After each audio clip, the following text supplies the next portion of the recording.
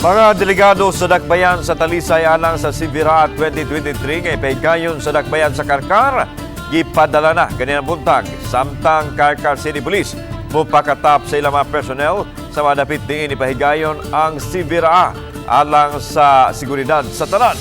Ang detalye sa report ni Femari Dumamo. Sayo ganihang buntag gisaulog sa hawanan sa Talisay City Central Elementary School ang Santos nga misa o gisunod ang pagbindisyon sa kapin 800 ka mga atleta sa Dakbayan, mga DepEd personnel o mga support staff nga delegado sa Central Visayas Regional Athletic Association. Nangulo sa Talisay City Delegates si Dr. Arden Munisit, Talisay City Division Superintendent. Mitambong sa send-off ceremony ang mga opisyal sa Dakbayan sa Talisay, pinanguluhan ni Mayor Sam Gulyas. Sa tanang mga plano, daghan din ang i-take into consideration. Gusto gid mi pag uniform tanan, ako ang inyong kuyan dito, ang inyong kaong dito, usay lang gid unta.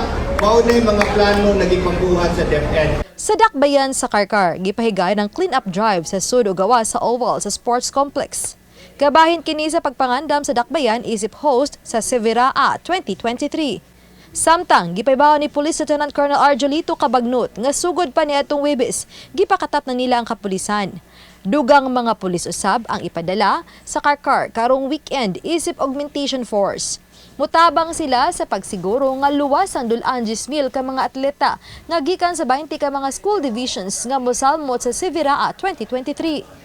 Sa venue o sa bilit, doon natin ipakatap, mga eskwelahan, doon natin ipakatap ng mga pulis yun, 24/7, to include yung mga force multipliers. Sa venue, doon sa traffic, mag-manage, doon na puntay sa mga road security.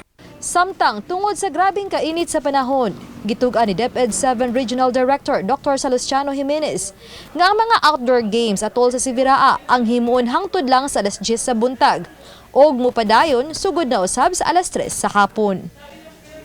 Ubani Cleofer Lumayag, Femari Dumabok. Balitang Bisdak.